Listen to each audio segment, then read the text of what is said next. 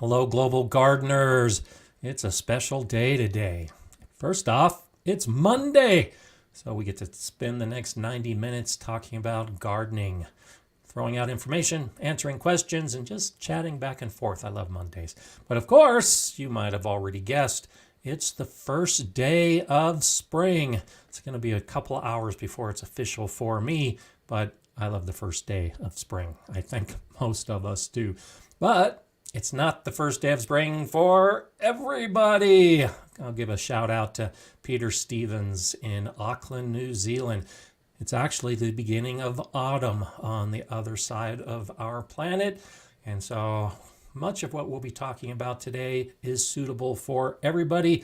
But of course, I'm going to be happy because we're celebrating springtime. Shout out to Gilles as well in Ontario, and Frank and Pat just down the road from me here in Colorado. So great to see everybody here today. I want to talk about this subject of how to learn gardening locally. I love that you watch my videos. I love that you're here on the live stream. And most of what you're going to see on YouTube and in the internet in general is going to be outside where you live. And you've heard me say many times, each of our gardens is unique. And so for you to carry your gardening to the next level, you really need to learn about your local conditions, about what plants do best in your area, about your soil, about your weather, your climate, and more importantly, the people in your area, the fellow gardeners that can help you on that journey. So that's the primary focus today. And I have a lot of ideas to throw at you to help you figure out where you can get that local information. Let me begin with garden clubs. I've mentioned a couple times that I'm involved with my local garden club. I live in a pretty small community and we have a garden club. Most cities have garden clubs. Most small communities have garden clubs. And many of us have a website. So you should be able to do a simple search of garden club, fill in the blank for whatever your city or town or state might happen to be. And you may find a group that meets on a regular basis that would welcome you to attend their meetings. And you never know who's going to be at that garden club. We had our garden club meeting just a couple days ago and had a wonderful man, a couple lovely girls come up afterwards, and Sean introduced me to himself and his daughters and let me know that they had seen my videos, suspected that I might live in the area where they lived. They looked up the garden club, they came to the meeting, and who was giving the education for the day? Well, Gardener Scott. Now, can't guarantee that you're going to have someone like me off on YouTube at your garden club meeting, but you never know. I was at the garden club meeting just as a regular gardener, talking with everybody else. I gave a presentation on hoops and weather protection and insect protection. And we had quite a few new members show up. One of them, Sean and his girls, and they knew me from YouTube. How wonderful is that? So not only did I get to meet some of my viewers and talk face to face, but they got to meet a whole new group of people that includes presentations from me and lots of other gardeners who are knowledgeable in our local conditions. And that's what this is all about. If you can find that educational material that is appropriate for you and your unique garden, it just makes it so much easier because it's people who have already been through it that are sharing the information with you. A few months ago, I gave a presentation at a different garden club, the Broadmoor Garden Club. Wonderful, wonderful folks. It's an amazing garden club that they have, and every month they have someone come in and give a presentation. Someone like me. They have authors. They have very experienced gardeners that come into that garden club to give the educational opportunity for everybody who shows up. And that's kind of the way most garden clubs operate. It's got a portion of business. All of our meetings start with the business of the club that we have to take care of. But then it moves into that phase of gardening and talking gardening and looking at gardening photos and sharing gardening experiences and having somebody with some experience give a presentation to help you out. So if you aren't part of a garden club, I highly encourage that you do. And it can be just a couple people. When I started attending our meetings almost 4 years, about 4 years ago now, I think we had 16, maybe 18 people in attendance. Since then, we've grown the club and we're above 30. We're at 30 to 35 people. We actually ran out of chairs at the last meeting that we had. And so you get people excited, you get people involved, and before you know it, you have just a great group. We did a plant sale last year as a fundraiser for our club.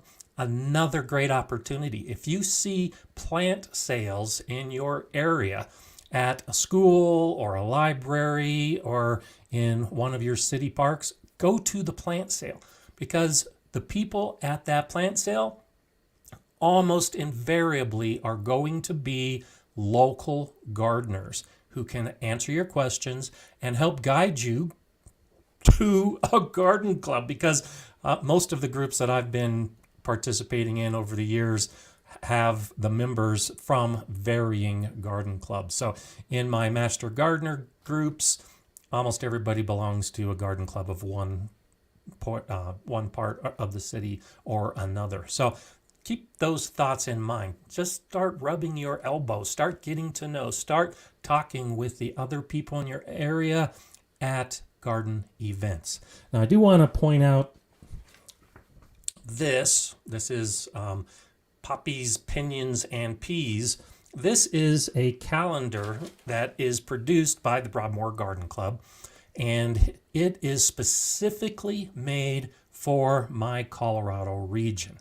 Not only is it just a calendar like you would expect with all the days of the year, but it tells very specifically when we in this region should start our seeds, when we should put plants outside, our frost dates, our weather.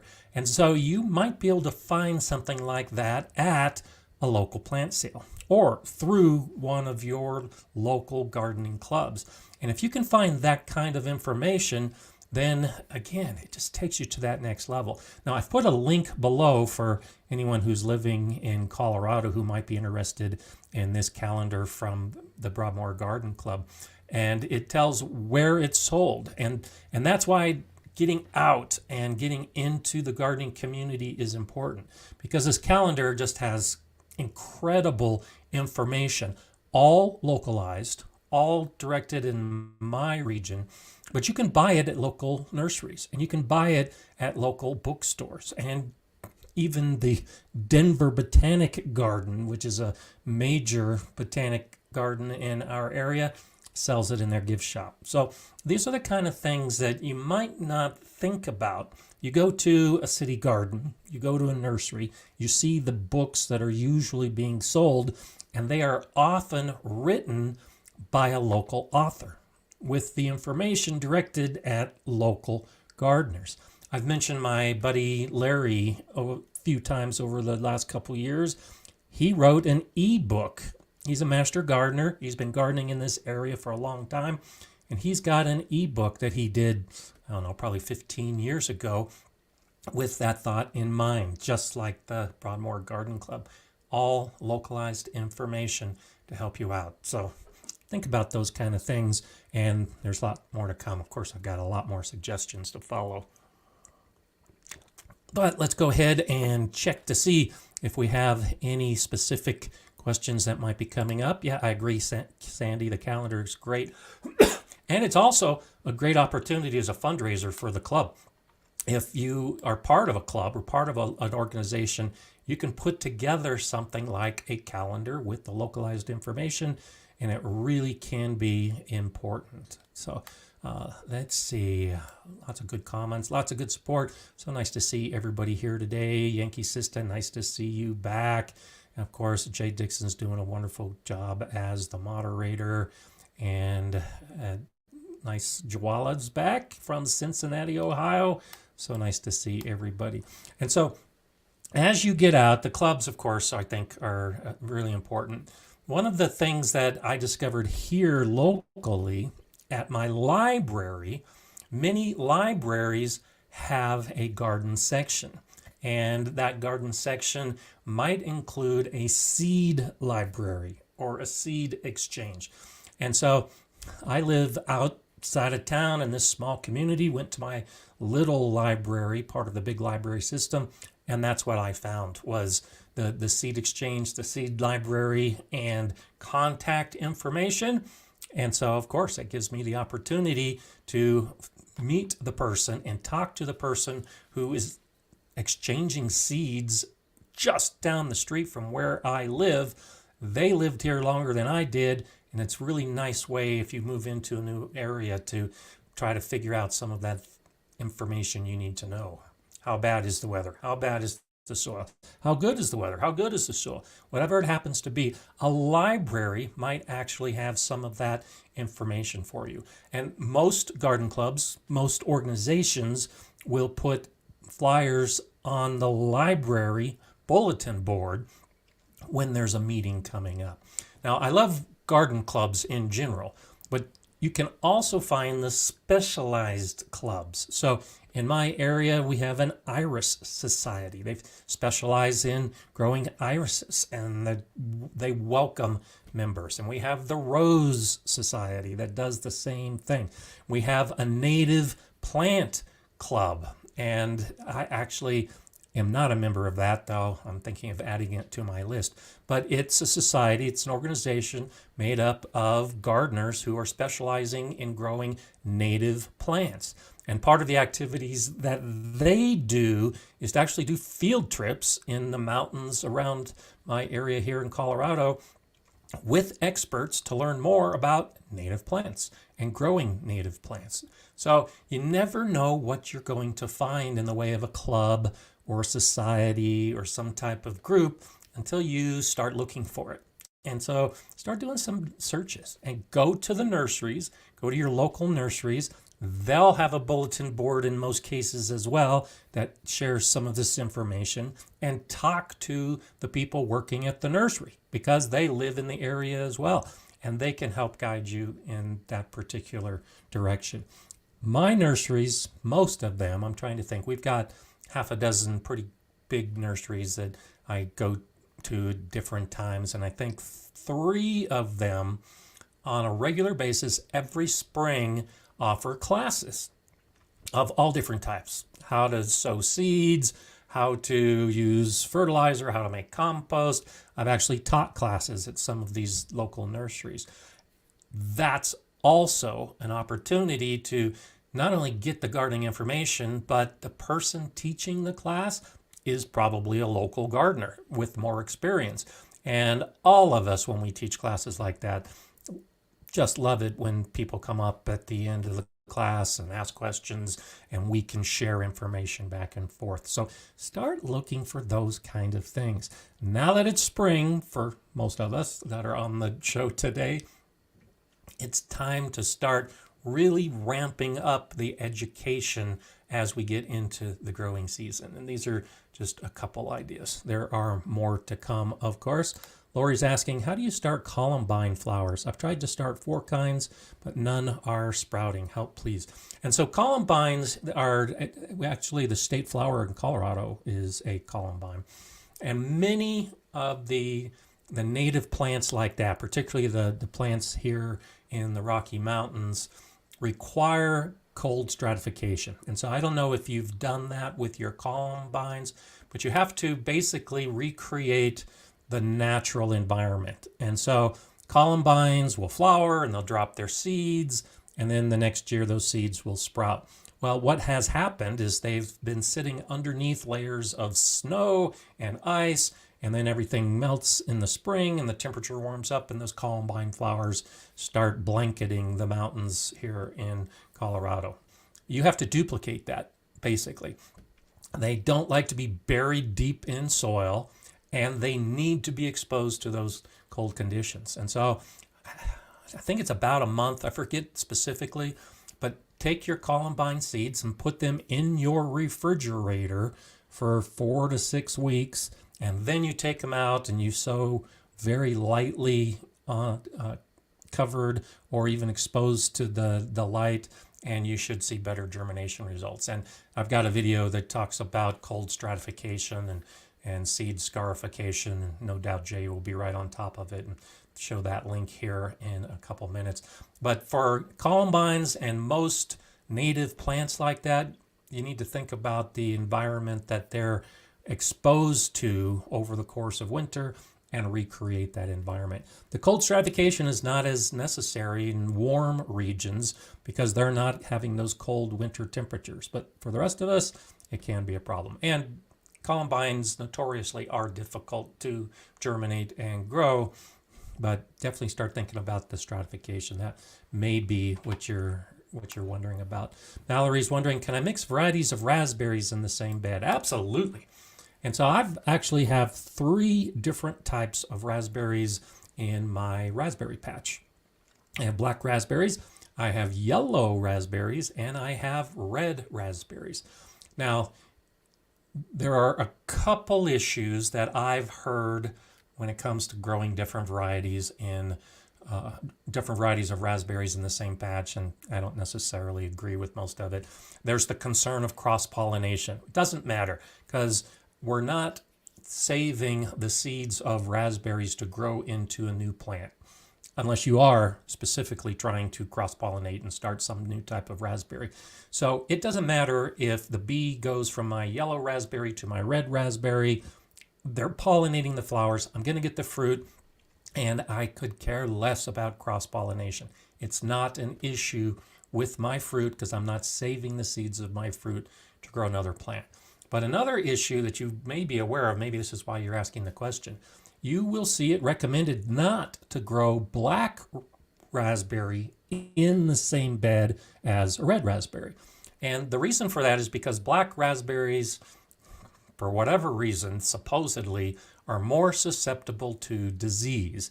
And so by bringing a black raspberry into your raspberry patch, you might be spreading disease to the rest of your raspberries. Now, my philosophy here is if you've got healthy plants and you have healthy soil and you are adding more healthy plants into that healthy soil, then you don't have disease. And the assumption that you're automatically going to get disease and therefore you should separate plants with that assumption that the worst is going to happen, I don't like gardening that way. I like gardening with the positive viewpoint of I'm going to keep my garden healthy, and that enables me to grow whatever I want, wherever I want. So when it comes to the raspberries, I'm not worried. I've never had disease. There's no reason I would ever get disease in my raspberries, and I can grow 3 different types of raspberries side by side in my raspberry patch, and then most of the time they get eaten before I get them into the house. I have to really be careful that I have a dedicated harvest day, so I take the raspberries and put them into the house so I can make my jams and jellies and pies. But Mallory, I wouldn't be concerned about it. If you're thinking about growing different types of raspberries, go ahead and do it. Just make sure you can get your soil as good as possible, mulch well, and then just keep an eye on them, and chances are you'll never have disease, just like I do. So I love my raspberry patch, and it's one of those things that I don't think you should limit yourself if you want to do more. I don't limit myself with just the red raspberries. The yellow raspberries are incredibly delicious as well. They actually have a different flavor than the red raspberries. So I'm glad that I'm growing different types in the same area. So let's throw out one other idea here. Talk a little bit about the idea of the books. Go to a bookstore, and there's often a section in the bookstore that has the regional gardening books. And in most cases, there will be contact information from the author in that book. And I've met a number of authors in this area who have written a book on native flowers. There's There's a wonderful guy. I used to work for a nursery. Then the nursery has closed. I haven't seen him in a couple of years. But he has some wonderful books on cacti and succulents. And he actually propagates his own plants. And to talk to him about how to start a cactus plant from seed, which is also very difficult to do, he makes it sound easy. And he's just a local gardener who wrote a book, good book, happened to work at a nursery, and is more than willing to chat about that kind of topic. If there isn't that contact information, the bookstore might be able to give you a calendar, because a lot of those authors, when they come out with new books, are going to have a book signing at that local store selling their regional or localized books. So if you are one of those who likes to get all of your education and read all of your books online, and I do that, I read my electronic book every night before going to bed. Many of us don't visit bookstores as often as we used to in the good old days, but go to your bookstore and find out what they have to offer when it comes to the gardening and the book signings and the exposure to the local author.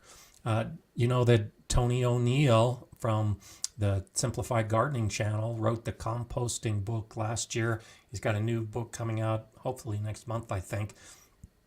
He's just a YouTuber, just a gardener in the UK, and now he's written a couple books.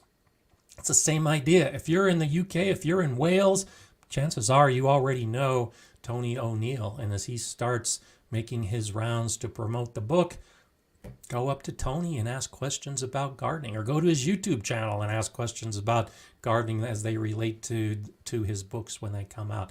This is the idea, starting to learn who lives in your area that you might have access to. In my area, of course, it's Gardener Scott. And that's why garden clubs are asking me to give their presentations. And that's why I'm teaching classes at local nurseries and other small groups around town. I'll talk to anybody about gardening at any time. I love it. And most areas have at least some local, I'll say celebrity. I don't think of myself as a celebrity, but they'll have somebody like that. And it might just be a gathering at a coffee club. I've seen that in my area. Every Friday or every Thursday, depends on the group, but it's just a group of gardeners who get together at a coffee club for a couple hours in the morning. And you might be surprised about that. Go to a coffee club or a tea house, and if they've got a bulletin board, you might see a flyer that's on that bulletin board that tells you when the local gardening coffee group gets together. So I'm guessing these are some ideas that might be new to you, and I've been doing this so long, that's why they just roll off my tongue. But it does take a little bit of effort to seek it out. But once you find that local group, it just expands, because everybody is in more than one group or more than one coffee club or follow more than one author. And before you know it, you can become that local expert as far as how to learn more and how to get out and meet and rub elbows with gardeners. So yeah, thanks Jade. She put a quick link to Tony's book. And I haven't seen the new one yet. He's still in the process of finishing the publishing. I got an advanced copy of the Composting Masterclass book, so I'm looking forward to hopefully getting an advanced copy of his next book as soon as it comes off the press. Linda says, I'm so thankful that you like to talk gardening. Thanks, Linda. I appreciate that. You know, it's just one of those things, this just happens to be my passion of the moment, even though the moment has been lasting a few decades. And it's the kind of thing that I like gardening. I like talking about gardening. I like teaching about gardening. And so what better opportunity than to get with real people and do all of that at every opportunity. And that's why I like to do it. And that's why if I'm invited to go talk to a group, I'll go talk to the group. I think it's important. So hello to Garden State Gardener. Glad that you're with us today. and I'm scrolling to see if there's anything. Francis says, I'm going to try some strawberry spinach. It's a spinach that finishes with an edible red berry. Cool, hope it works. I have not ever done that, so I hope it works too. That's an interesting idea. Dan's wondering, how and when do I fertilize seedlings? So my approach is to, for most of my seeds, I'll start my seeds in a seed starter mix, which has no nutrients. I essentially use peat moss and perlite, start my seeds, and then transplant them into a potting mix, and that potting mix has nutrients in it, in the form of compost, in the form of worm castings, and in the form of a balanced fertilizer like the 333 from IV Organic. And that potting mix supplies all the nutrients that those young seedlings need. So I don't fertilize my seedlings at all, because the process I'm following is starting in that mix with no nutrients, then moving the plants into a mix with nutrients, and then moving them into my garden and my garden soil with all of the amendments like the compost and the leaf mold and all the soil life. There's no need for fertilizer at that point. If you want to keep your seedlings in a seed starter mix, then you will need to fertilize. And so I don't recommend that, but that's one of the issues, that if you have started your seeds in the peat moss and perlite or some variation of that, and you're not able to transplant them, you can use a weakened form of fertilizer. So once the true leaves start developing, and usually at about the point that the second set of true leaves are growing, that's the time the plant really needs nutrients. Up to that point, all the nutrients are coming from the seed shell and the light that you're providing. But when those real leaves start developing, the soil needs to be there. There needs to be nutrients. And so you take a fertilizer and dilute it at least 50%, 25% may even be better for those young seedlings, because you don't want too much fertilizer. You can actually burn the roots and kill the plant if you apply too much of the fertilizers. But that's only if the soil doesn't have the nutrition in it. If you move into a potting mix with the nutrients as part of that mix, you don't need fertilizer. You can actually over-fertilize if you add to that.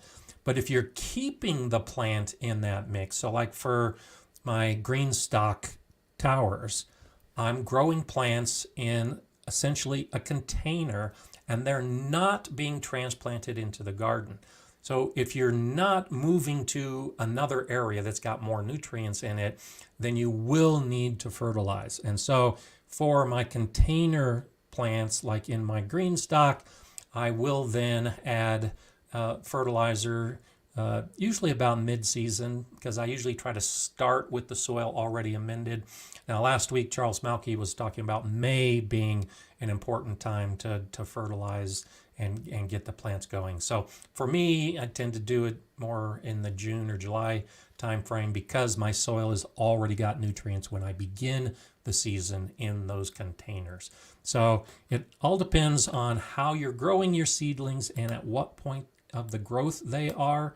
But I have fertilizer that I put into my potting mix, and that's really the only thing that I add to my seedlings as they're growing until they get outside. Joni's wondering, do I up pot my tomatoes and peppers because I can't plant them outside until late May? So I fertilize at 50% rate after true leaves. Or I do up pot. Yeah, so same basic idea. If you are keeping your plants inside and there's a delay in getting them outside, like Joni says, a 50% rate of fertilizer after those leaves are developing can make a difference. If you're using a store-bought mix, look at the ingredients on the package, because a lot of the big companies that are making potting soil mixes will say on the bag, good for 4 months, or appropriate for 90 days or whatever. I did a video last year where I compared some of those mixes, and they'll say right on the bag how long their fertilizer is expected to support the plants that are growing in it. And that can be another guide. Even if you're using a store-bought mix, it may already have the fertilizer and you don't need to add any more. And if, like me, the main reason I'm growing those seedlings is to go outside, and you're using one of those potting mixes that's good for 4 months, then you don't need to worry about additional fertilizer because the plants are going to be going outside. Pinks and Piper, nice to see you here today. Thank you so much for that super chat. And hello back to you from California. Do you have advice for things to do when a garden is drenched with too much rain? And it is such a rare problem. Those of you that don't know, California's just been slammed by storm after storm of snow and rain. And so one of the things, and so I haven't lived in rainy areas. I have lived in the San Joaquin Valley, and that was at a time when we weren't getting a lot of rain. But this is a good time, and this holds true for all of us, whatever the weather event happens to be. It's a good time to evaluate your garden as a whole, the complete space of your garden. And if you're recognizing that you have areas in your garden that are just pools of water, you can anticipate that this might happen again. It may never happen again, these kind of weather patterns. But when you have those kind of areas in your garden that become a pond in the heavy rain, you might think about doing something like a raised bed. Raised beds tend to drain better and faster than open ground that gets saturated by the rain. And especially if you cover those raised beds with a tarp during the big rain events, you can keep them a little bit drier. So in the future, looking ahead, you can plan the construction in your garden based on the weather events that are happening. I do that every year when we have the thunderstorms roll through, and we'll get a drenching of rain from some of those thunderstorms. I'm looking to see where that rainwater is draining out of my garden, and that's influencing plants that I will put into those areas in the future. Or I've actually moved plants. I didn't know about drainage problems until we had some of those drenchers, and the water flows right through a bed or right into a plant. Once things dry out, you don't want to do it in the wet, saturated soil. But once things start drying out again, recognize you may need to move some of those plants into a new area. So it's a good opportunity to really look at the overall design of the garden and try to ensure that you're using the right kind of bed in the right kind of location with the right kind of plant, so that if it does happen again, you're prepared for it. And the other thing that you'll have to do is do the evaluation of the plants. Scott Head did this a few weeks back in a video where in southern Texas, they were getting the ice and the freezing conditions, and it was impacting their plants. When it warms up or when it dries out, you need to get out there and do an evaluation of your plants to see if they survived. And especially with the drenching rain, it's possible that you've got some plants that have perished because of the root rot, because of all kinds of problems that could develop in the soil when it gets oversaturated. So be ready for that as well. Start doing the analysis as soon as you can as you look at your plants. And if it looks like some of them are suffering this year, it could be because in late winter, early spring, they were damaged from the drenching rain. So it doesn't necessarily mean you need to move out your plants. Just be aware that they might not do as well this year as they've done in the past because they're being stressed right now.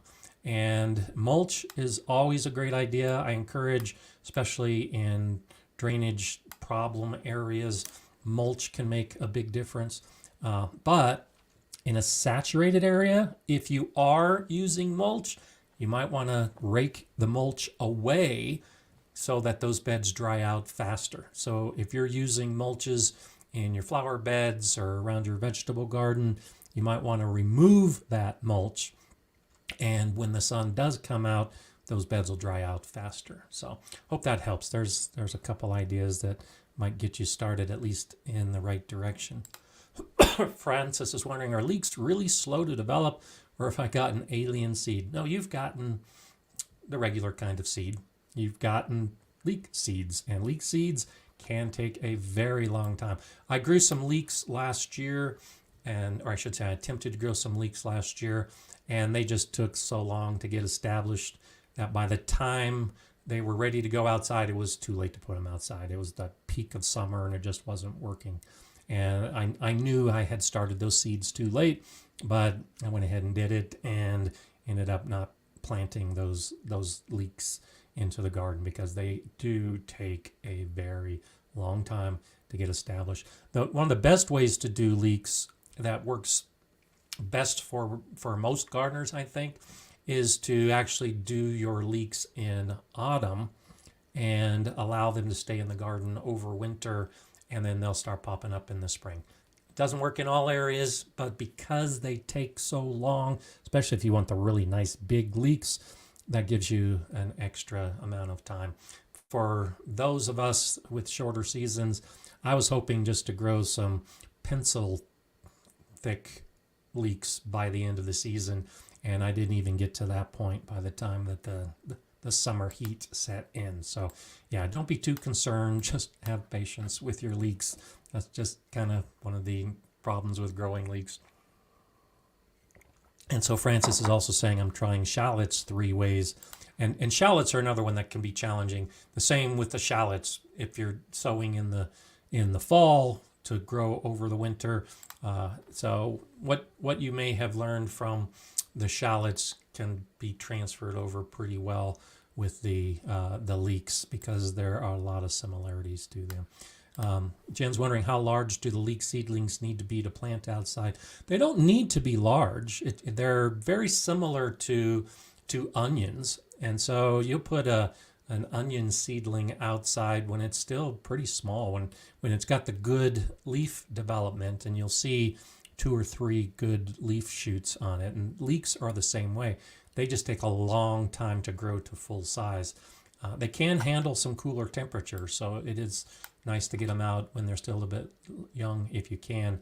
But it's smaller than a pencil. I mentioned that's what I was hoping to get for harvesting, but putting them out before they're as thick as a pencil is definitely the target. That's what you're hopefully hoping to get to. And it's one of those things that I encourage, like with the shallots and the leeks with Francis, I encourage that you try new things like that, because those challenging plants really can push your limits and really help you learn some of the things you need to learn to really become a better gardener.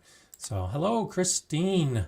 Guten Tag in Germany. Nice to have you here as well. Nice to see people checking in from all around the world. Ultimate Gardening's wondering, what is some plants you're excited to grow this upcoming growing season? You should wait and ask me that question tomorrow. So that'll be a surprise. We'll talk about that probably next week. But some of the plants I'm excited to grow this growing season, and I've talked about it before, are the super hot chili peppers.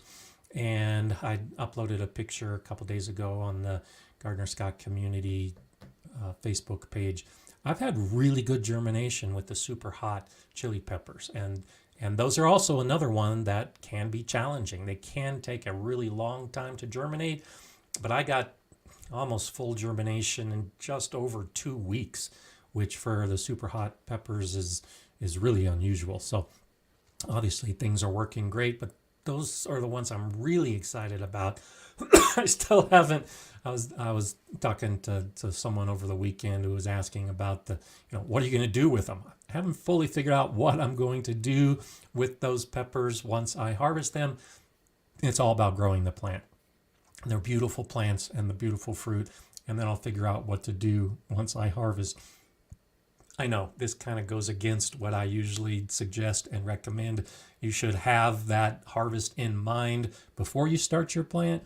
But this is all about the plant and all about the fruit, and they're going to be so super hot I may never be able to actually eat one of them, but we'll have to wait and see. But also my paste tomatoes. I've got 3 different types of paste tomatoes that I'll be growing this year, and I'll be making tomato sauce and I'll be canning tomatoes, and I'm looking forward to that as well. So it's been a long time since I've done that, and that's one reason why I'm really looking forward to it.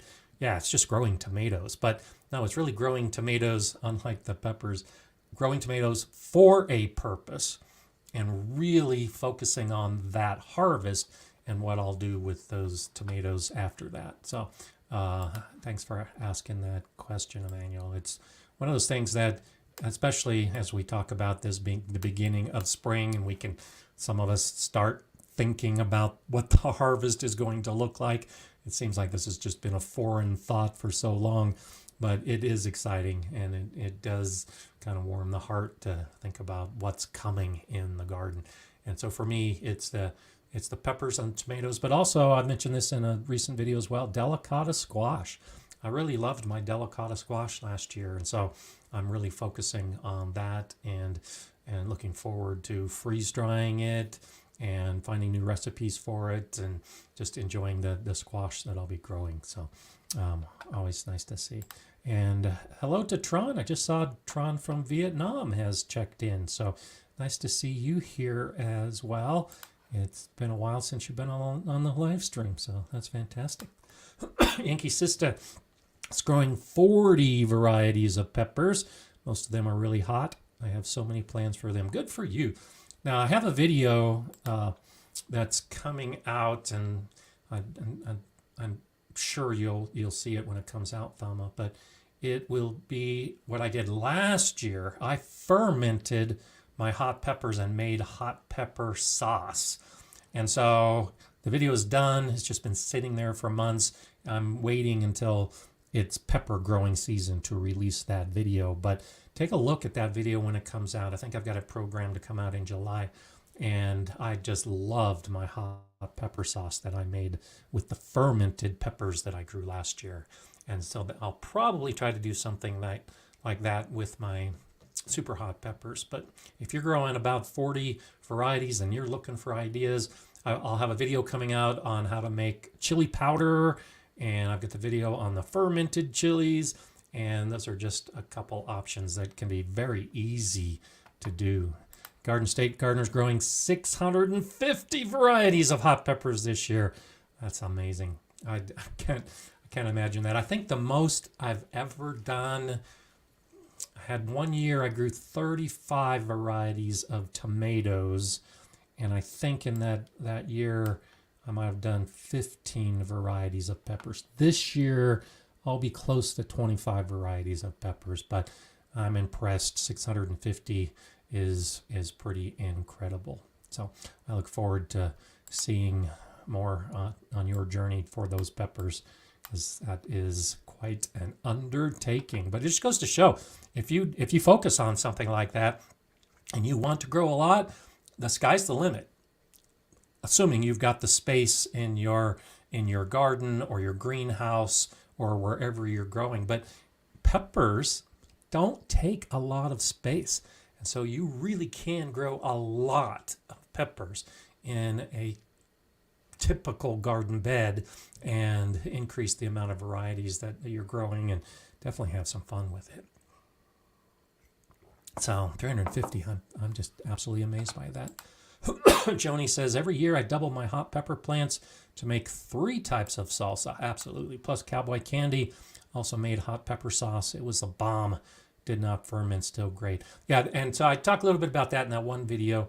I started with fermented peppers, and then the sauce was actually made a couple different ways to include the Louisiana style and vinegar. But you don't have to go through the whole fermentation process. You can take your peppers and do the vinegar pickling method and have quick sauce. It's just delicious. And the Cowboy candy is a good idea. I've been thinking about doing a Cowboy candy video in the days ahead, so maybe I'll do that this year. I like that idea. But definitely the salsa. I primarily use jalapenos in my salsa, and depending on the salsa, I may use my cayenne peppers, but this year I think I'm going to venture into making some salsa with those super hot peppers. But wonderful ideas of what you can do. And so Urban Chicken Mama last year was the first time I ever made some cowboy candy. So if you don't know cowboy candy, do a quick search, because it's one of those things that can really be a lot of fun. And if you like a little bit of heat, it's definitely the way to go. John says jalapeno is my choice for pepper jelly. Yeah, I love making jalapeno pepper jelly. If you do that, John, one of the things to look into, and it's hard finding a recipe, but you can use the same basic jalapeno recipe. But here in Colorado, we have just down the road the Pueblo chilies. And so at the end of the summer each year, they have the Pueblo Chili Festival. And all around this area, you can find roasted chilies. So I love making a roasted chili pepper jelly.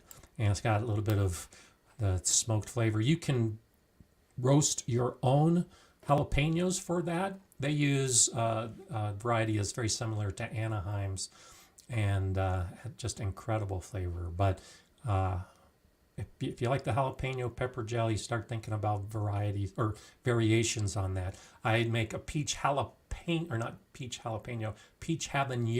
jelly. And so habanero jellies, the jalapeno jellies, the roasted pepper jellies. Yeah, it's actually fantastic.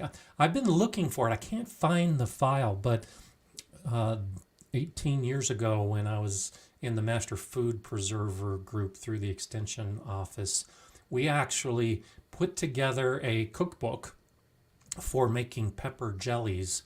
And the problem when you are coming up with recipes like that is you really do need to use an approved recipe, one that's been tested to make sure the pH and the sugar levels are all appropriate. And so all of the pepper jellies that we created and made, we sent up to Colorado State University for testing, got full approval, and it was a cookbook that was produced through the Colorado Extension.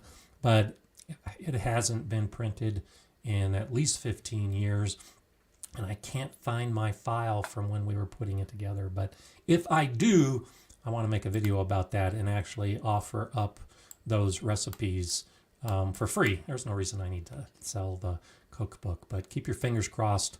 I think it's on one of my old computers, and I just need to dig it out and try to find that file. But I just love my pepper jellies. Absolutely love my pepper jellies.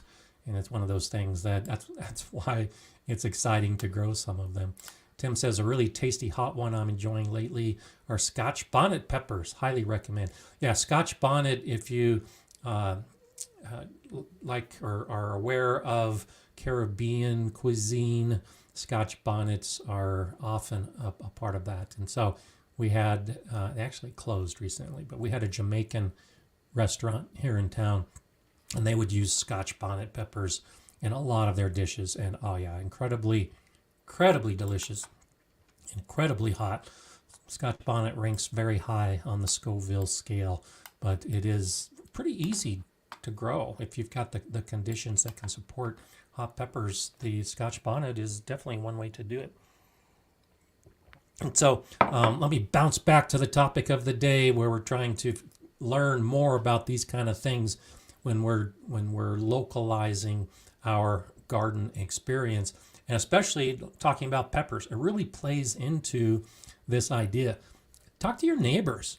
My neighbor is a gardener. I've only got one neighbor in my area that really is an avid gardener, but in my previous houses, my previous neighborhoods, there was always that gardener who was growing plants that I probably wasn't growing. And so be it a Scotch bonnet or a habanero or these super hots or the jalapenos or whatever, chances are you can find somebody in your neighborhood that is growing peppers or tomatoes or squash or anything else, and they'll share their suggestions like we are on what varieties do best in your particular area.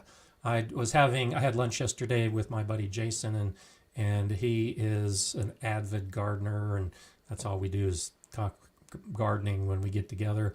And we were talking about that and sharing suggestions to each other about what we grew last year and what did well. And most of the time, we're growing the same plants because we've learned over the years that those are the kind of plants that do well in our area. But he gave me a couple of ideas that I hadn't thought about, and I gave him a couple of ideas that he hadn't thought about. And so just getting together with friends and neighbors over coffee or lunch and talking about varieties that are doing well is a great way to expand your garden with plants that you might not have thought about.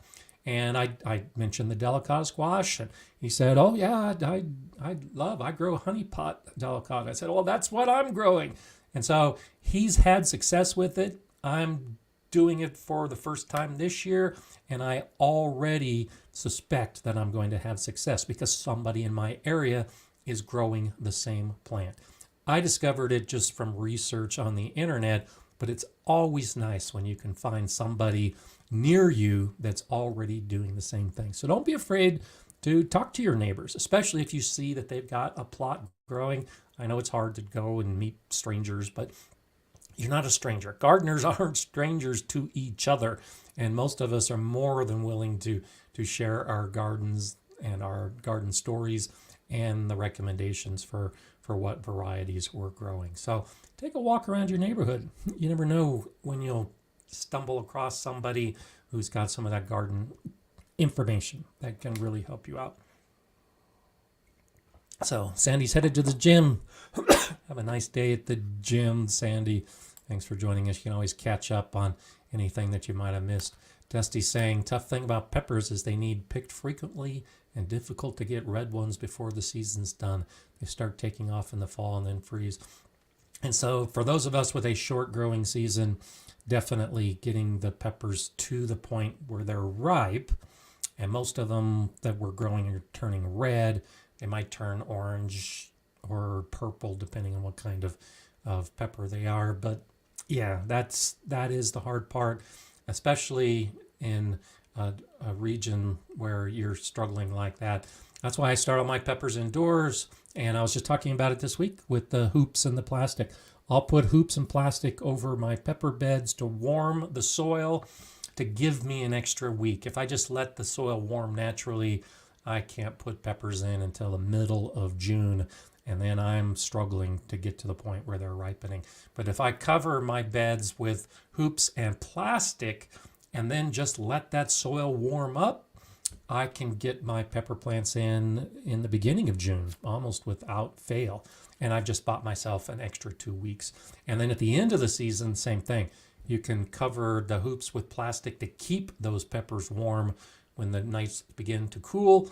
And that might be at least one way to help you extend your season. It is work. It's definitely work to make all that happen, but it can happen. Deb the Corgi Mom, a new member of the Gardener Scott community. Thanks for joining, and there's a link in the description below if you're interested in becoming a member of the Gardener Scott community. Appreciate that. Nice to see you. It is such a wonderful community, and there's perks that you can get depending on what level you sign up for. And Michael Mincola, a new member of the Gardener Scott community. So welcome to you as well, Michael. So I look forward to seeing you on our Facebook group. Lots of good information in the Gardener Scott community on Facebook when you become one of the YouTube members. And there's photos and there's videos and there's just so much good information that's being passed back and forth. Not by me. Sure, I'll throw in my 2 cents, but it's all the other gardeners. It's just a really passionate group of people talking gardening. And there's another way. As a Gardener Scott community member, look for the Gardener Scott Facebook page. But that's another way. Social media can be one of those opportunities for you to find the local information. And so on my both on my Gardener Scott YouTube membership Facebook page, but then also just my regular Gardener Scott Facebook page. Whenever I'm speaking, last year I spoke at my local library, and this year it's already been to a garden club and to another garden organization. Whenever I'm doing that, if it's open to the public, I post it on on social media that I'm going to be at such and such location at such and such a time talking about such and such a topic. And so once you get into that world again, if you use social media, try to find some of those local groups that will be publicizing that information. And I will throw out hints and tips if I'm starting a particular plant. And same idea, if I'm starting a plant and I mention it on Twitter or I mention it on Facebook and you live in Colorado, well, then that tells you Gardener Scott's starting that plant this week. That must mean it's okay for me to start the plant. And holds true regardless of what region you live in. So in your social media, try to find the local gardeners and the ones that are sharing information, and that can help you out as well. Jeanette B, thank you for that super chat. Great topics today. Thank you, Scott, Heidi, Jay, and all. And thank you as well back at you, Jeanette. I appreciate that. And it is such a great group, and our moderators, of course, are awesome in everything that they do. And I'm glad you're enjoying the topic today, because sometimes we don't think about some of the ways that we can find information and gardeners. Healy Means, good morning to you. Southern California, Zone 10. More rain started yesterday and through tomorrow. That's crazy. I'm saving on my water bill, but my raised bed garden is nearly drowning. Lots of mushrooms, but that's a good thing. Actually, we don't talk often about the mushrooms. I was talking about that at the garden club, actually. People were asking about the mushrooms in the soil, and I feel your pain. I'm so sorry that California is being saturated, but the mushrooms are a good sign. The compost in our soil, we often talk about the good bacteria and all those microbes, but having fungal activity in your soil is also equally important. And those mushrooms are the fruiting bodies of that fungus. And so while it may not be good for the plants to have that much moisture and the soil might be suffering a little bit, getting those fungal networks at play, they're breaking down a lot of that woody material that's in your soil. And that's necessary to release the nutrients that are in those little wood chunks that might be out there. So be glad that at least the mushrooms and the fungi are alive and well, because that is benefiting the soil and that will benefit your garden overall. Let's just hope things start drying out.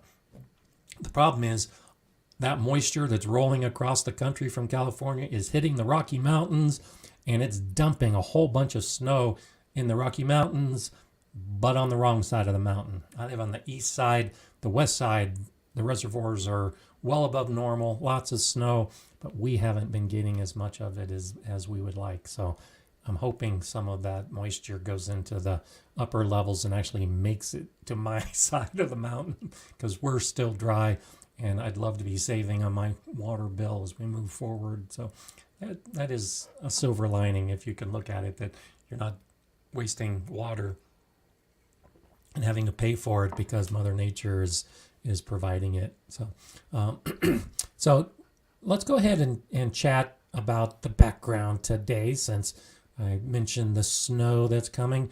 This comes from Sue Lineweber, and I appreciate you sharing this.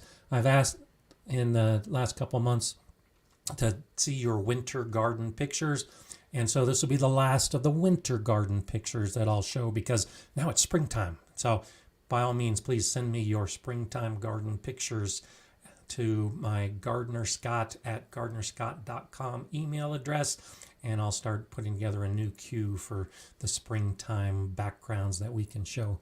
But I love this picture, and I think we showed Sue's garden last year when things were greener and growing.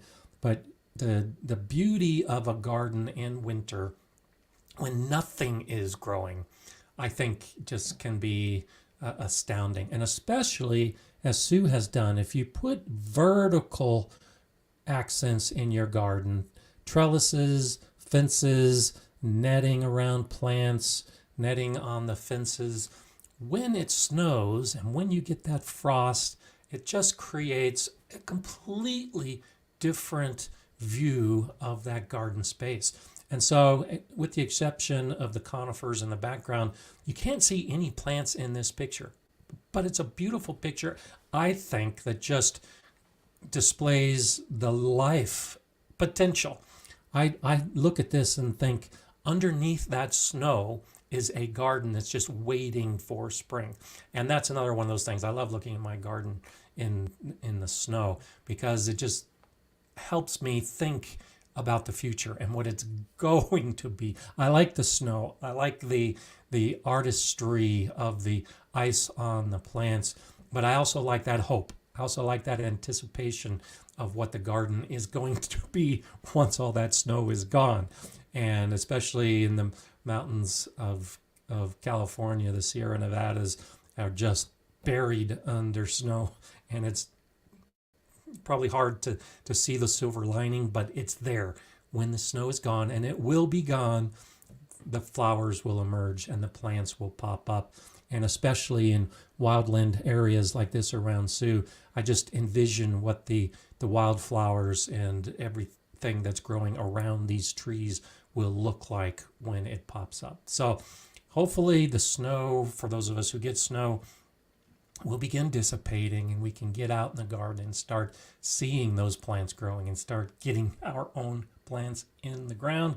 But if you still have that snow, just stand back and look at it and enjoy it, because it's going to be a long time, especially those of us that get really hot summers that never seem to end, even though they're so short. It's just so hot and dry. We're just waiting for the snow, and it's that up and down. When it's snowy, we're waiting for the sun, and when it's hot and sunny, we're waiting for the snow. But that's half the fun of living in a four-season environment, is that anticipation of the change, and the other half is just enjoying the moment and enjoying what is happening. And thank you, Sue. I love this picture. It really is a nice wintry background. So thanks for saying that.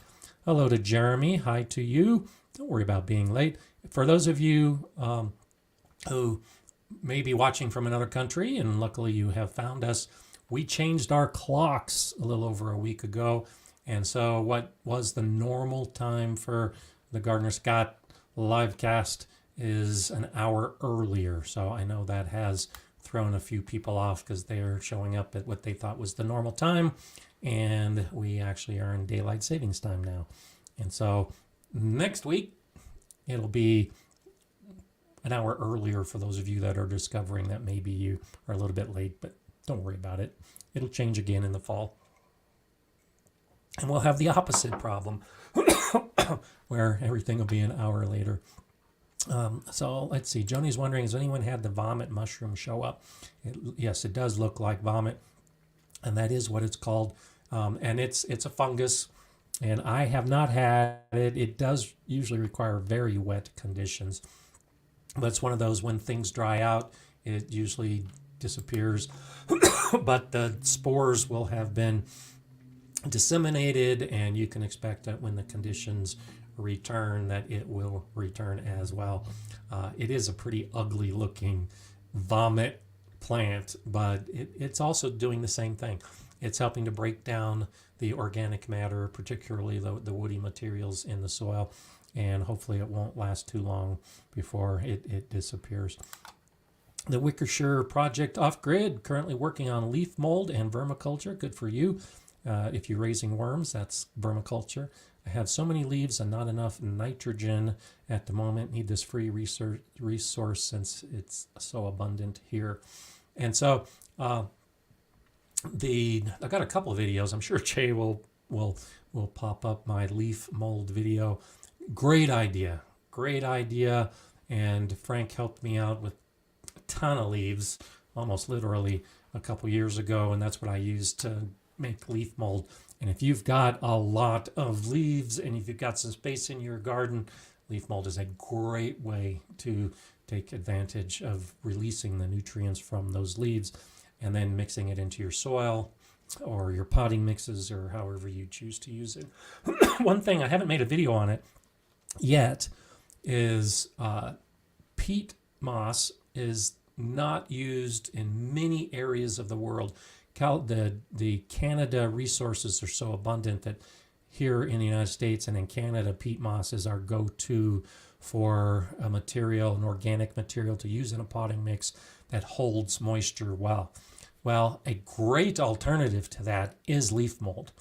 And so leaf mold takes time, but it is a great alternative to peat moss and really can benefit your soil. So I'm glad to hear that you're doing that. And then with the worms as well, the worm castings through the vermiculture process. And that's what I'm doing this year. I mentioned a little bit in my video that I did last week that now, because I've been doing worms for a couple years, I have enough worm castings built up that I'm putting more of the worm castings into my potting mixes than I ever have before. And in the past, it was mainly limited by just how many worm castings I had. So the more vermiculture you do, the more worms you grow, the more castings you get, the more you can use it. And I should have enough. I've been planning this video for a couple of years now, but I should have enough worm castings now that I'll be doing a video on how to use worm castings in your garden based on the worm castings that you've created from your own worms. So look for that video. I'm hoping to have that here in a couple of months, but you're on the right track. Worm castings and leaf mold is a great way to help encourage it. And exactly, I was saying almost can't use too much of the worm poo. Yeah, the worm castings are just so effective and so good. You always want more and can use more. That's the problem, is just trying to figure out how to get it. So, oh, and so I guess the Wickeshire Project was looking for a source. I've got videos. I've got videos on leaf mold, and I've got videos on vermiculture. So look in my library for my videos, and I can be a source for how to do it because I've done it and it actually works pretty well. So right now I've got 3 videos on vermiculture, and I think I've got 2 videos on leaf mold, and that might be a good way to start. So, oh, I'm sorry, Jay. I thought the dog vomit was a fungus, but it's a mold. Mold is, I think, technically in the fungal family, but it's a slime mold as opposed to the specific fungus like I've been talking about. So thank you, Jay, for correcting me on that. I appreciate it. Brian is saying over 20% worm castings in a potting mix can inhibit germination. Yeah, so I aim for 5 to 10%, because you're exactly right. Too much of the worm castings is like too much fertilizer, too much of anything. It can be a bad thing. So when you look at the proportions of the mix I made in my recent video, you'll see that that's what I'm aiming for. 5 to 10% is my target for the worm castings to be most effective. Because, yes, even though I said you can't use too much, I'm thinking overall, you can never have too many worm castings because you can put it in your containers, you can put it in your beds, you can put it in your potting mix, but within the potting mix, you're exactly right. It shouldn't be more than 20%, and if it is, it can cause some problems on that, or with those seedlings that you're happening to be growing. ZX Vixen, hello to you from Wichita, Kansas. Thank you for all you do for the gardening community. Well, thank you. Nice to see our local Kansans. What's the right word for that? It's been a few months since I've been to Kansas, but it's right next door. Not too far from me, actually. Jill says, I get tiny mushrooms growing under a few plants in my raised beds. Should I leave them there or pick them out? Just leave them. I just leave my mushrooms. Most mushrooms last for just a day or two, depending on how hot your conditions are. And even in your cooler environment during summer, those fruiting mushroom bodies will dry up and just fall down to the soil in a day or two and add organic matter to it. And in the process, they're a fruiting body. They're producing those spores to produce more of that particular fungus. And so I just leave it in place, because if there is a mushroom in my bed, and that's telling me that that is a particular fungus that likes my soil. and it's breaking down the organic matter in my soil, which is the whole point of me adding the organic matter in the first place. And so I want the bacteria and the fungus to break down the organic matter. And if I see a mushroom, it's just like a plant to me. So I let it grow, I let the spores spread, and hopefully next year I'll have more and healthier soil. So I wouldn't worry about it. The only concern I would have, it is helpful to try to identify any of those mushrooms that are growing, especially if you have kids in your garden, because there are poisonous mushrooms that might pop up in your garden. And so if you have identified the mushrooms as being a poisonous variety, then I would remove those, just so you don't have a dog or a kid come into your garden and eat that mushroom, which could be a really bad thing. So if that's not the case, if it's just one of the regular kind of mushrooms that are growing in most areas that aren't poisonous, then I just let them be and let them grow. So we'll just have to wait and see. And so Brian says, shout out about jumping worms. When the soil temps get into mid-50s, the jumping worms will start hatching out. And so, yeah, Brian's been having a big problem, and he's got information on his channel talking about the jumping worms. They haven't made it to my part of Colorado yet.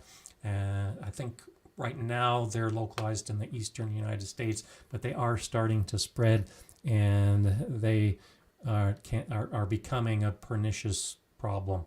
And so just be aware that jumping worms are an earthworm, but they populate an area very quickly and basically just eat all the organic matter. And you can tell that it's jumping worm because of how they wiggle on the ground. It looks like they're jumping. That's kind of how they got their name. So just I hope you're able to get some of that under control this year, Brian, because I know that you've been dealing with it. And Joni says squirrels eat mushrooms. Yeah, and they know whether it's a poisonous mushroom or not. And so that's a good point. If you've got a pest problem, I haven't seen my rabbits eat mushrooms, but I wouldn't surprise if they're not eating some of those mushrooms. But it's better for your squirrels to be eating the mushrooms than to be eating your plants. So definitely an option for them as well. So let's see, I want to make sure I covered. Oh, the other thing I wanted to talk about in trying to localize your gardening education is the Master Gardener Office. In the United States and Canada, we've got Master Gardeners. There are similar people through the Royal Horticultural Society in the UK. You can actually go to a local office with local gardeners who have been educated to become a Master Gardener. That's the title that's used here in the States and Canada, and ask questions. To become a Master Gardener here in the States, particularly in Colorado, and it varies slightly, but it's usually about the same. I was required to devote at least 50 hours working on the help desk. And so my local Master Gardener office actually has a help desk, and most extension offices have something similar. And you could come in with a question, you could come in with a branch off a tree, you could come in with a sample of the dog vomit mold and bring it up to the desk and ask about it. And a Master Gardener would be there to answer your question. And then we also had fact sheets and additional information about classes that were being offered. And so that's a fantastic resource where I think the neighbors are important and the nurseries are important, and just rubbing elbows with the gardeners in your community. The Master Gardeners, it's kind of their job to pass information to anyone who wants it. And so seek out your Master Gardener office in your area. It might be a bit of a drive. Not every city has one, but every county should. And whether it's manned all the time or not, it should be at least a resource for you to get additional information. Very localized. So in Colorado, in the Colorado Master Gardener program through Colorado State University, there's a website. There's all of the information that you could ever think you would need. but it's all about Colorado. It's all very localized. And some of the information that the office provides is localized even more. I was talking about the weather pattern from one side of the Rocky Mountains to the other side of the Rocky Mountains. There are different growing conditions here in Colorado, whether you live in western Colorado or eastern Colorado. And through the extension and the Master Gardener program, it's localized. So if I go to my Master Gardener program, they're going to tell me how to grow my plants on this side of the mountain. And if you go to the other side of the mountain, same thing. They'll tell you the differences on that side of the mountain. And so that's why it becomes a really great resource, because it's all research-based, university-produced information, and it's specifically designed to promote the growing of plants for gardeners in that area. So if you haven't ever been to a Master Gardener help desk, or you've never been to the extension office to ask some of your gardening questions, now may be the time to do it. And also, you're rubbing elbows with gardeners who might be able to expose you to garden clubs and other opportunities that you can get out there and learn more about gardening. So Joni says, I'm in Colorado and didn't know about that Master Gardener program. Cool. Yeah. It's all over the place. And I know here in Colorado Springs, it's a pretty active office, and Fort Collins is where Colorado State University is, and they've got a ton of information through that resource up there. So, and it's not just Colorado. All the states in the U.S. have that, and I think all the provinces in Canada offer a similar program as well. So definitely look into that. Yankee Sister, it's always nice to have you here. Thank you for that contribution. Happy first day of spring back at you. Everyone have a blessed week. Thank you, Gardener Scott. Great live.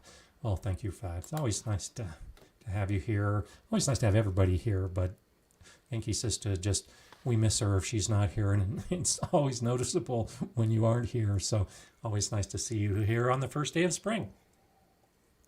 And it's fantastic that we can be together on this first day of spring. Susan Baker says, I love my extension office. They're always helpful and offering classes. Yep, there you go. I taught a ton of gardening classes long before I ever made a video for YouTube. And so, I'm kind of an anomaly in the Master Gardener world that I'm making videos on YouTube. But it's people just like me, for the most part, that are teaching classes, that have had that training and that have differing experiences within the garden, but great people and definitely helpful, and the kind of thing that you should definitely look for. Frank says, many here talk about Texas weather. Some of it's closer to the Pacific Ocean than Atlantic or Gulf of Mexico and 30 miles from Colorado. Yeah, absolutely. Texas, of course, is a huge state. And you're exactly right. I've lived in West Texas, and I have family in East Texas, and I have friends in South Texas, and it's like completely different region. Well, it is. From a climatological perspective, completely different regions.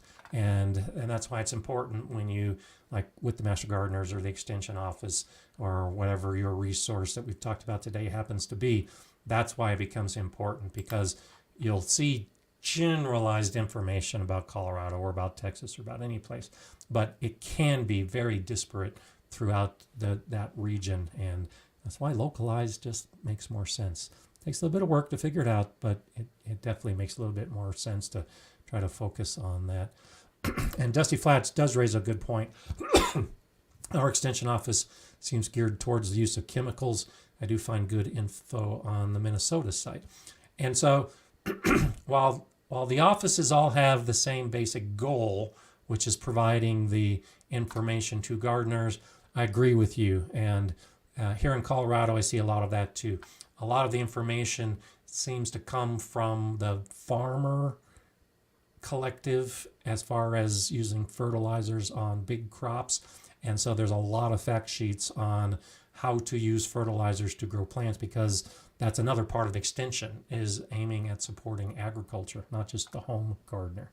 And there are, I think, too many fact sheets that focus on that as well. And I prefer not to use the synthetic fertilizers and synthetic chemicals, but you may be getting information that says that's the way to do it.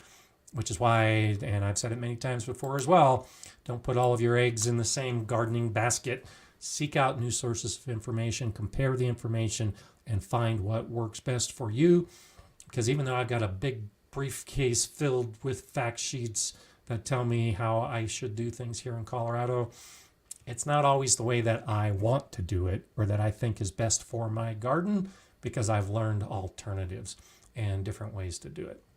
And you've got the freedom to do that. Great resources of all the things we've talked about today, but don't feel like you have to do anything that any particular source says you should do.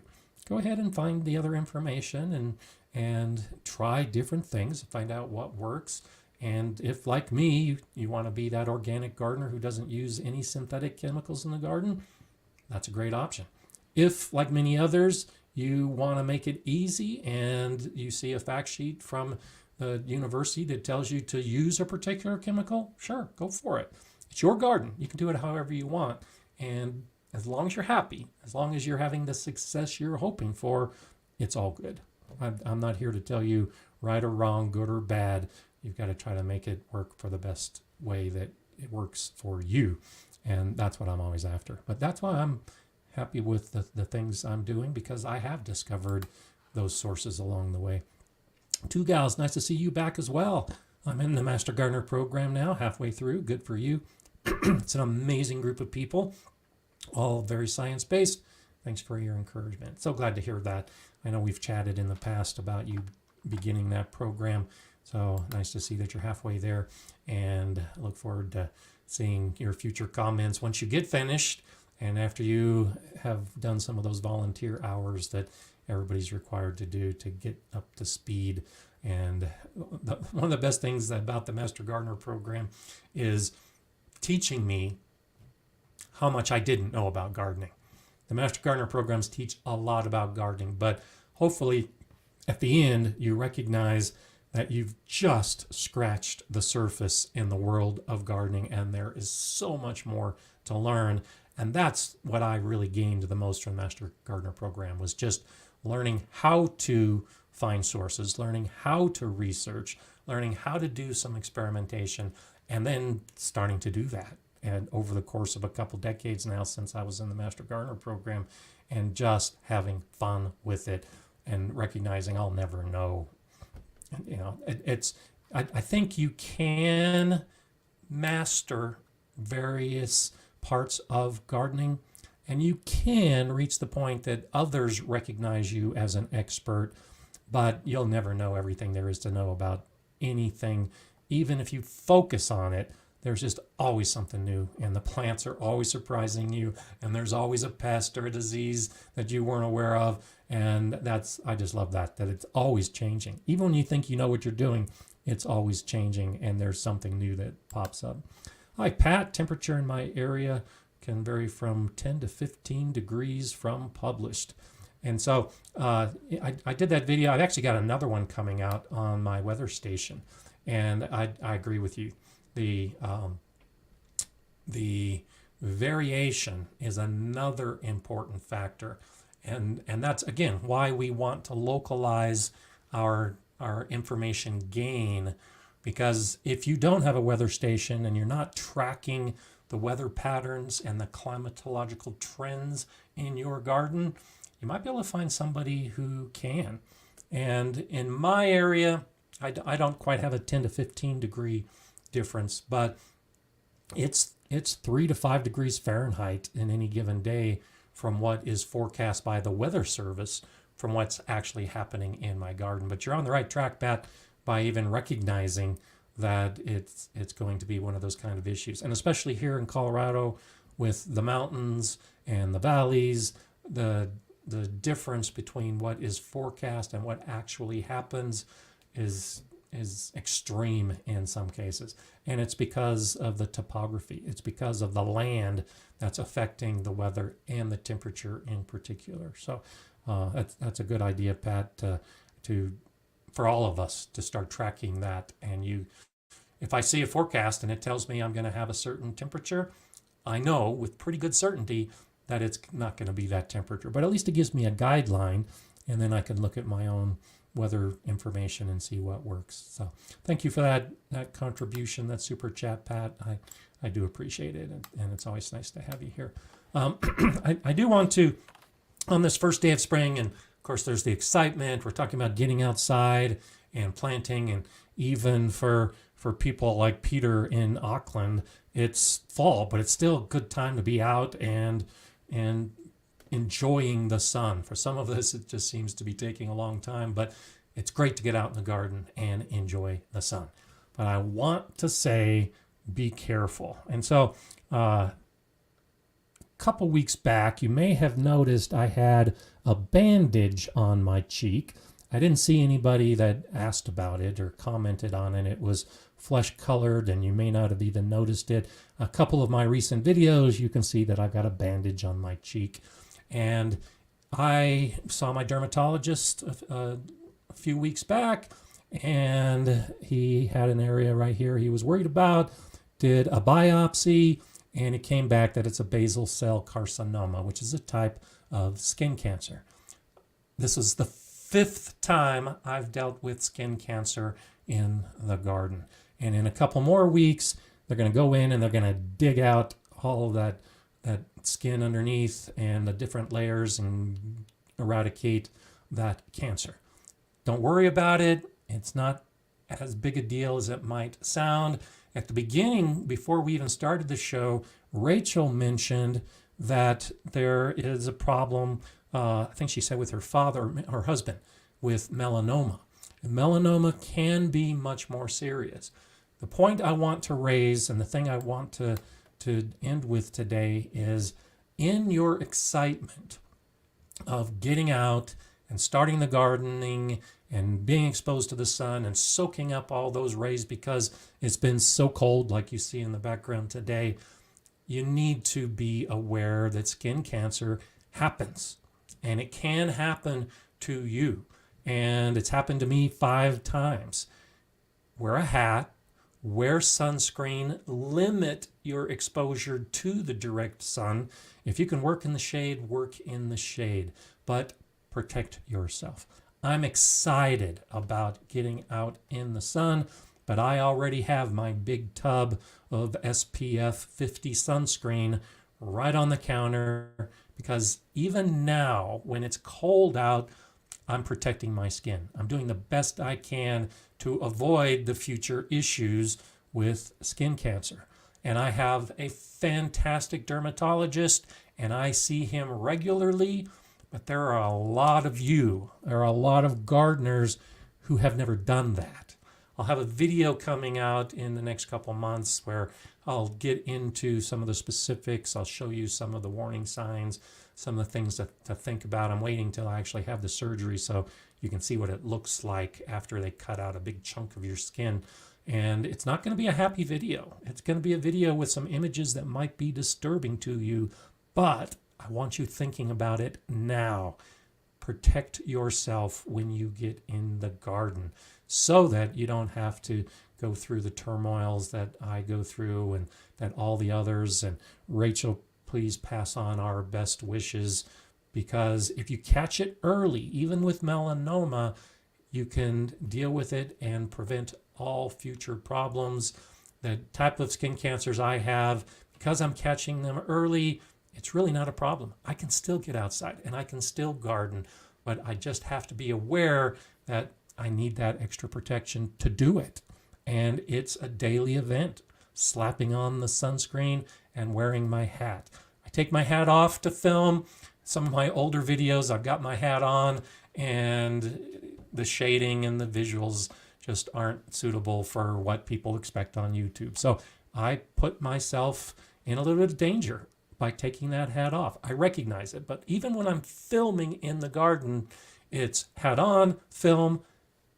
When I take it off, then put the hat back on as I move to another shot. Those are the kind of things you need to be aware of. Those are the kind of things you need to think about. And I hope you are thinking about that as you're either beginning or ending your garden season, because I don't want to hear about anyone else that might be having some skin cancer issues. It's not fun, but it is something that happens for those of us that didn't take care of our skin in all the previous years. So if you're young and just getting started out, keep your skin from being damaged in the first place, and it makes a big difference. Thank you, Prepper Chris, for that super sticker. Always nice to see you back on the live stream as well. It's been a nice chat today. I hope you get out there and meet some new gardeners. Go to some of these things and these places that we have been talking about today to get that localized information and then carry it forward into your garden season. And hopefully it'll lead to a little better success this year than last year. And then, of course, next year will be better than this year. That's what it's all about. It's a journey. It's an adventure. And protect yourself from the sun as you're on that journey, and you'll be able to have a much longer gardening experience. Nice to see you here. I'll be back next week, same time, same place. Of course, it's now daylight savings time, and I hope to see you there. I'm Gardener Scott. Enjoy gardening.